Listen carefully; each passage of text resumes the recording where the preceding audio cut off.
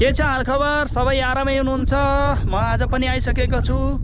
नमस्कार, my name is सागर बुढा, सन of करे बुढा, farmer, gardener, 4 brothers and 3 YouTube channel holder now UAE में। तो चलिए आज के इस वीडियो में हम फिर से धमाकेदार नेपाली सेंटेंसेस सीखने वाले हैं। अगले कुछ मिनट के लिए पूरी दुनिया भूल जाइए, कॉपी पेन लेकर मेरे सामने बैठिए, बस मेरे साथ में लग जाइए, रिपीट करते रहिए, लिखते रहिए। तो अगर आप नए मेहमान हैं तो प्लीज़ सब्सक्राइब कर लीजिए। यहाँ पर मैं सिखाता हूँ आपको डेली नेपाली लैंग्वेज, डेली अच्छे नेपाली लैंग्वेज के सेंटेंसेस सिखाते रहता हूँ और आपको बनाता हूँ नेपाली भाषी। अगर आप घूमना चाहते हैं, नेपाल से प्यार है, माउंट एवरेस्ट में चढ़ना चाहते हैं तो शुरू हो जाइए मेरे साथ में। चलिए, मैंने काफ़ी बकवास कर लिया, अब आते हैं काम की बात पर। शुरू करते हैं अपना आज का लेसन। तो पहला शब्द है, पहला वाक्य है हमारा, जैसे मैं छुट्टी से वापस आ गया हूँ। जैसे मैं कहीं पर छुट्टी में गया था या फिर मेरी कंपनी से मुझे छुट्टी मिली थी, मैं छुट्टी में गया था, मैं फिर वापस आ गया। तो इसको हम, या फिर कोई आप स्कूल पढ़ते हुए विद्यार्थी होंगे या फिर किसी भी तरह की आप जॉब करते होंगे तो आपको छुट्टी मिली होगी, तो आप रिटर्न आ गए, छुट्टी से बैक आ गए। तो इसको कैसे बोलेंगे?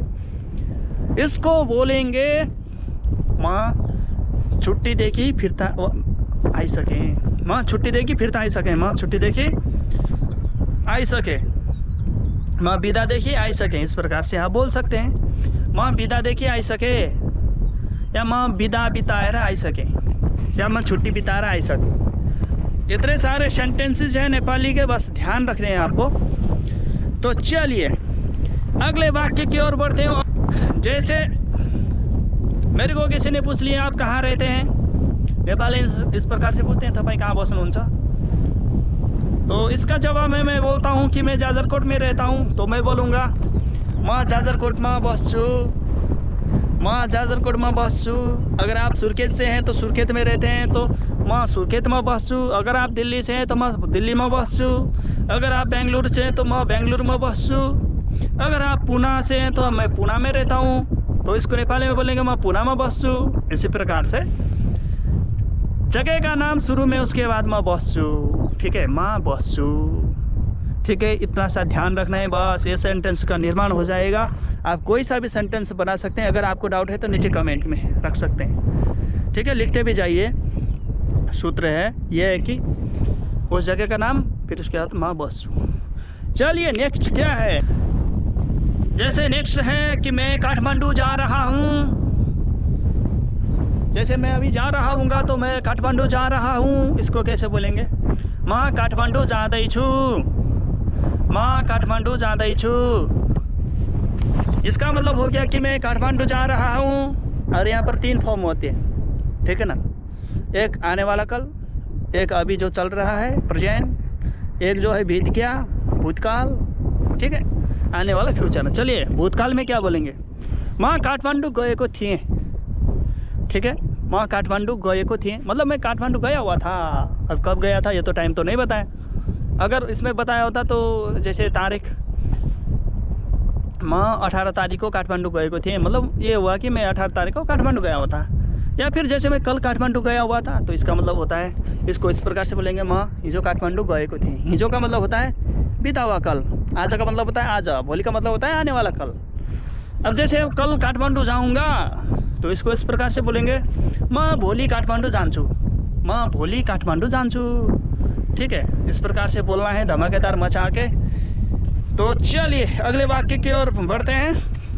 काठमांडू सुर्खेत से बड़ा शहर है, इसको कैसे बोलेंगे? काठमांडू सुर्खेत से बड़ा शहर है। सुर्खेत भी एक हमारा राजधानी पड़ता है, अभी कर्णाली प्रदेश का राजधानी है सुर्खेत। तो I am from to Karnali Pradesh, Jajarkot. तो चलिए काठमांडू सुर्खेत से बड़ा है, इसको नेपाली में इस प्रकार से बोलेंगे, काठमांडू सुर्खेत भन्दा ठुलो छ, काठमांडू सुर्खेत भन्दा ठुलो शहर हो, ठीक है ना? शुद्ध इस तरह से काठमांडू सुर्खेत भन्दा ठुलो शहर हो, इस प्रकार से बोलना है। तो जैसे उदाहरण के लिए मुंबई दिल्ली से बड़ा है, तो इसको इस प्रकार से बोलना है, मुंबई दिल्ली भन्दा ठुलो शहर हो। अब मुंबई दिल्ली से बड़ा शहर है या नहीं है, नो आइडिया, केवल आपको समझाने के लिए बता रहा हूँ, ठीक है। इसी प्रकार से चाहे कोई सा भी हो गांव, जैसे आपका गांव है, दूसरा शहर बड़ा है। उदाहरण के लिए मेरा गांव कालेगांव है और कालेगांव से जाजरकोट बड़ा है, तो मैं बोलूँगा कालेगांव देखिए जाजरकोट ठूलो बाज़ार हो, ठीक है। इस प्रकार से बोलना है, बस समझ गए होंगे आप लोग। आज गर्म है, ठीक है ना, आज गर्म है। जैसे मौसम गर्म होता है, कभी गर्म होता है कभी, है ना, तो धूप के कारण से गर्म होता है या फिर किसी और क्या कारण से गर्म होता है। आज गर्म है, इसको कैसे बोलेंगे नेपाली में? इसको इस प्रकार से बोलेंगे, आज तातो छ, आज तातो छ, आज गरम छ, आज तातो छ। इन दोनों में से कोई वाक्य बोल सकते हैं, ठीक है, ठीक है।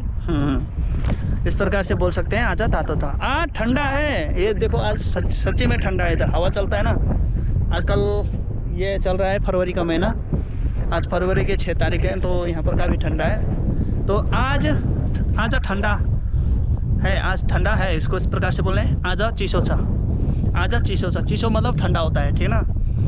आज का तो हिंदी में भी आज, नेपाली में भी आज, वही बस थोड़ा सा साउंड फर्क है। हिंदी में आज बोलते हैं तो नेपाली में आज बोलते हैं, बस इतना फ़र्क है। बस बाकी लिखने का तो यही है, ठीक है। आज चिसो छ। चलिए, मैं विवाहित हूँ, मेरी शादी हो चुकी है ना, तो मैं विवाहित हूँ, तो इसको इस प्रकार से बोलते हैं, ठीक है। मैं विवाहित हूँ, मैं विवाहित हूँ। मैं का आई के दो औ के मात्रा हटा दिए वहाँ से, मैं है ना, तो वहाँ से बन गया, बच गया मैं विवाहित हूँ, तो बस हिंदी के जैसे है, सेम है। जैसे मैं विवाहित नहीं हूँ, हे आई एम अनमैरिड, ठीक है ना, तो उसको इस प्रकार से बोलेंगे, मैं विवाहित होई ना। अब यहाँ पर थोड़ा बदल के दिया, मैं विवाहित होई ना, हाँ, मैं विवाहित होई ना, हाँ, इस प्रकार से बोलना है, ठीक है ना। अगर आप विवाहित नहीं है तो, अगर कोई पूछता है आप विवाहित, अब जैसे नेपाली में कोई पूछेगा तपाईँ विवाहित हुनुहुन्छ, यहाँ पर भी क्वेश्चन आता है, तपाईँ विवाहित हुनुहुन्छ, इस तरह से किसी ने पूछ लिया। अगर आप विवाहित हैं तो बोल सकते हैं मैं विवाहित हूँ। अगर आप विवाहित नहीं है, शादीशुदा नहीं है, तो बोल सकते हैं मैं विवाहित हो ही ना। बस इस प्रकार से बोलना है। तो चलिए, जैसे मुझे खेल पसंद है, मुझे खेल पसंद है, चाहे कोई सा भी हो, क्रिकेट हो चाहे जो भी है, खेल चाहे पसंद है, ठीक है ना। उसको नेपाली में इस प्रकार से बोलेंगे, मलाई खेल मनपर्छ, मलाई खेल मनपर्छ। मलाई मतलब मुझे, खेल मतलब खेल, पसंद है मतलब मनपर्छ, बस खलास, बस इतना ही है नेपाली में, और कुछ नहीं है कठिन। तो आज हमने काफ़ी सारे वाक्य सीखे, इन सभी वाक्यों को एक बार रिपीट कीजिएगा आप, ठीक है ना। कापी पर लिख लिए होंगे, अगर नहीं लिखे तो फिर से पुनः इस वीडियो को दोहरा कर भी देख सकते हैं आप, कोई समस्या नहीं है। आप जितनी बार चाहे उतनी बार रिपीट करके देख सकते हैं, बस आपको समझ में आ जाना चाहिए। हम आपके साथ में इसी प्रकार से हम सिखाते रहेंगे, मचाते रहेंगे धमाल नेपाली। और बाकी आप नेपाल में जाकर किसी भी के साथ भी अच्छे तरीके से हम आपको ऐसा बना देंगे कि जैसे आप वास्तव में नेपाली हो, आपको कोई भी अंतर बोलते टाइम पर कोई भी अंतर नहीं आएगा।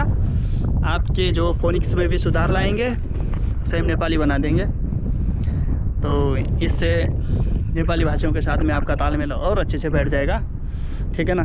तो कैसा लगा आज का ये वीडियो? अगर पसंद आया तो सब्सक्राइब का बटन दबाइए। इसी प्रकार से और नेपाली वीडियो देखने हैं, मेरे साथ जुड़ना है तो सब्सक्राइब करना ही पड़ेगा, क्योंकि बिना सब्सक्राइब किए आप इस लर्निंग नेपाली विद सागर बुड्ढा के फैमिली नहीं बन सकते। सब्सक्राइब कीजिए, बेल के आइकन को हिट करने के बाद नोटिफिकेशन को ऑल कर दीजिए। इससे जैसे हम वीडियो डालते हैं, हम यूए के टाइम के अनुसार से 2 बजे वीडियो डालते हैं, तो इंडिया में उस समय 4 बज रहे होते हैं, ठीक है।